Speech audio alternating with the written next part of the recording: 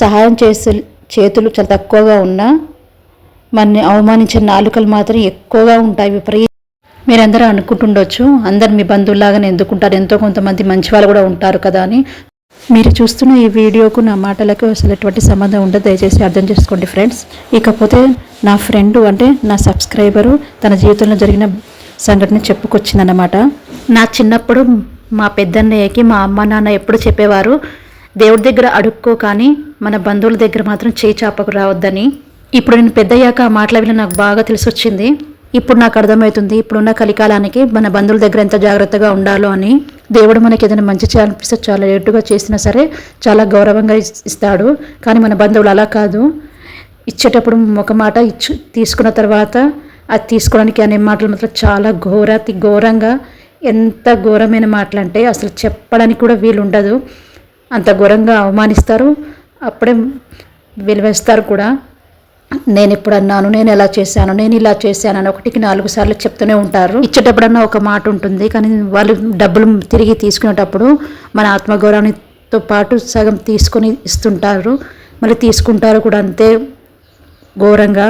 అసలు అయితే ఇప్పుడు ఉన్న కలికాలానికి సహాయం చేసే చేతులు చాలా తక్కువగా ఉన్నా మనని అవమానించే నాలుకలు మాత్రం ఎక్కువగా ఉంటాయి విపరీతంగా. మన ఇంటి చుట్టుపక్కల కన్నా మన బంధువుల్లో చాలా ఘోరంగా ఉంటుందన్నమాట. అసలైతే ఆకలితో బాధపడటం అనేది మనకు మాత్రమే తెలుస్తుంది, అదొక శారీరక నరకం మనంత మాత్రమే ఉంటుంది, అంటే మనకున్నంతగా ఉంటుంది, బయట వాళ్ళకి తెలియదు మనం ఎంత ఆకలితో ఉన్నాము, ఎంత విపరీతంగా లోపల బాధపడుతున్నాం. కానీ వీళ్ళు అవమానిస్తారు చూడండి, ప్రతి క్షణం ప్రతిరోజు ఆ డబ్బులు ఇచ్చేంత వరకు ప్రతిరోజు నరకం చూపిస్తూనే ఉంటారు, ఇంటికి వస్తూ వెళ్ళిపోతూనే ఉంటారు. ఆ అవమానంతో బ్రతకడం అనేది ఆకలి కంటే కూడా 100 రెట్ల పెద్ద నరకం అన్నమాట. నాకైనా ఈ సాడ్ ఎక్స్పీరియన్స్ మీకు కూడా ఉపయోగపడుతుందని షేర్ చేసుకుంటున్నాను. ఫస్ట్ది వచ్చేసి ఏంటంటే, ఎంత బాధ వచ్చినా సరే మన వాళ్ళ ముందు అస్సలు తలదించకండి, ఏడవకండి. ఆకలితో కడుపు ఖాళీగా ఉండనియండి, కానీ మీకున్న ధైర్యాన్ని, మీకున్న మనసుని మాత్రం అస్సలు చంపుకోకండి. ధైర్యాన్ని అయితే అసలు వదలకండి. ఎక్కడైనా సరే గట్టిగా మాట్లాడండి. ఇప్పుడున్న సమాజానికి ఎవ్వరు తప్పు చేయని వాళ్ళైతే లేరు, అందులోనూ ఒకరు మోసం చేయడం వల్ల ఈ స్థితికి అయితే వచ్చాము మేము.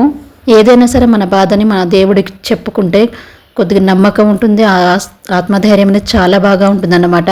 మన దగ్గరకు వచ్చిన తిండి బట్ట డబ్బులు మొత్తం మనను వదిలేసి వెళ్ళొచ్చు, కానీ మన దగ్గర ఉన్న మనతో పాటు ఉన్న మన ఆత్మధైర్యం, మన నమ్మకం అనేది మనం వదులుకుంటేనే తప్ప అది వెళ్ళవు. అంత గట్టిగా ఉండాలన్నమాట. ఏ సిచ్యువేషన్లో ఎంత ఘోరమైన అవమానం జరిగినా సరే. బంధువులలో ఇంకొంతమంది రాబంధువులు ఉంటారు కదా, మన కష్టాలు ఉన్నప్పుడు ఒక్క ఫోన్ కాల్ చేస్తే కనీసం రిసీవ్ చేయడానికి కూడా భయపడుతుంటారు. అదే ఇప్పుడు ఆ అవమానాలు ఏమో కానీ, అవి జరిగిన సంఘటనలు ఏమో కానీ, ఇప్పుడు మాత్రం ఏదో కొంత నా కాళ్ళ మీద నేను నిలబడి సంపాదించుకుంటే మాత్రం 1కి 4 సార్లు చేసి ఎలా చేసుకుంటున్నారు, ఎలా ఉంటున్నారు అని మాత్రం ఫోన్ల మీద ఫోన్లు చేస్తుంటారు. డబ్బు లేనప్పుడు మన నీడ కూడా మనల్ని వదిలేసి వెళ్ళిపోతుంది. ఆ సమస్యల చీకట్ల నుండి కనపడదు కూడా.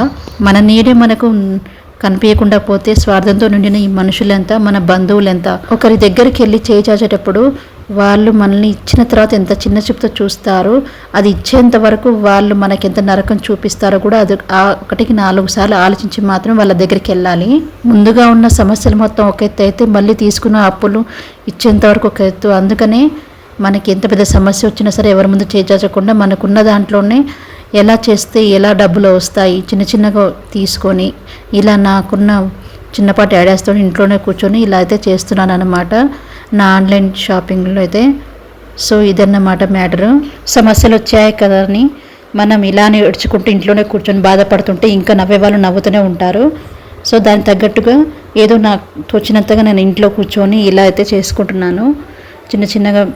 చిన్న బిజినెస్ అయితే స్టార్ట్ చేశానన్నమాట. ఇలా చేయడం వల్ల నాకున్న సమస్యల్ని కొద్దిగానే మర్చిపోయి, ఏదో నేను ఎంతో కొంత, మరీ ఎంతగా పెద్దగా సంపాదించకపోయినా నాకంటూ కొద్దిగా నేను కూడా ఎంతో కొంత సంపాదిస్తున్నాను, ఎంతో కొంత నాకు మా ఆయనకు సహాయం చేస్తున్నాను కదా అని అనిపిస్తుంది.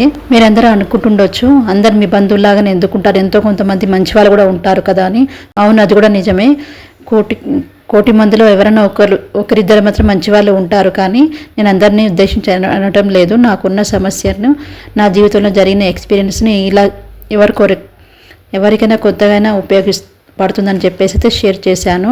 ఎవరో చేస్తారో ఎవరో మనకి సాయం చేస్తారని ఆలోచించుకుంటూ రోజులు గడిచి నెలలు అయ్యే వరకు ఆలోచించకుండా ఇంట్లోనే కూర్చొని మనకునే చిన్న ప్రయత్నాన్ని నలుగురి ముందు గౌరవంలో ఎంతో కొంత బతికితేనా కూడా మనకు ఉన్న సమస్యల నుంచి కొద్దిగా దూరం అవుతుంటాము. ప్లస్ ఆ సమస్యలు మరి గుర్తు తెచ్చుకొని ఏడవటం అనేది కూడా ఉండదు. అంటే ఆ సమస్యలకు కూడా మన టైం ఇవ్వకుండా మనకున్న టైంని ఇలా సద్వినియోగం చేసుకుంటే చాలా బాగుంటుందని నా ఉద్దేశం అన్నమాట. ఇలాగే మీ జీవితంలో కూడా ఇలాంటి సంఘటనలు కాకపోయినా ఎంతో కొంత డబ్బుతోటి ప్రతి ఒక్కరు ఈ లోకంలో బాధపడి ఉంటారు కదా. అలా బాధపడిన సంఘటనలు అలాంటి సిచ్యువేషన్స్ ఏమొచ్చినా నాకు షేర్ చేయండి. అంటే నేను ఏదో చేస్తానని కాదు, సహాయం చేస్తానని కాదు, ఇలా నేను షేర్ చేసుకోవడం వల్ల నలుగురికి ఎలా వాళ్ళు సేవ్ అయ్యారు, అంటే ఎలా బయట వచ్చారు ఆ సమస్యల నుండి, ఎంతో కొంత ధైర్యం ఉంటుంది కదా. నేనున్న సిచ్యువేషన్లో అయితే ఇంకా ఘోరంగా అవుతుంది కదా. సో ఇలాంటి వాళ్ళు కూడా ఎవరైనా ఉన్నారా అని చాలా అంటే ఈ యూట్యూబే నాకు ఎక్కువగా హెల్ప్ చేసింది అనమాట ఆ సిచ్యువేషన్స్ బయటపడడానికి. సో ఇదన్నమాట మ్యాటర్. మీకు కూడా ఇలాంటి ఏమైనా సిచ్యువేషన్ జరిగి ఉంటే నాతో పాటు షేర్ చేసుకోండి. నేను ఇలాగే వీడియో మొత్తం షేర్ చేస్తాను. Okay, thanks for watching. Allah Hafeez.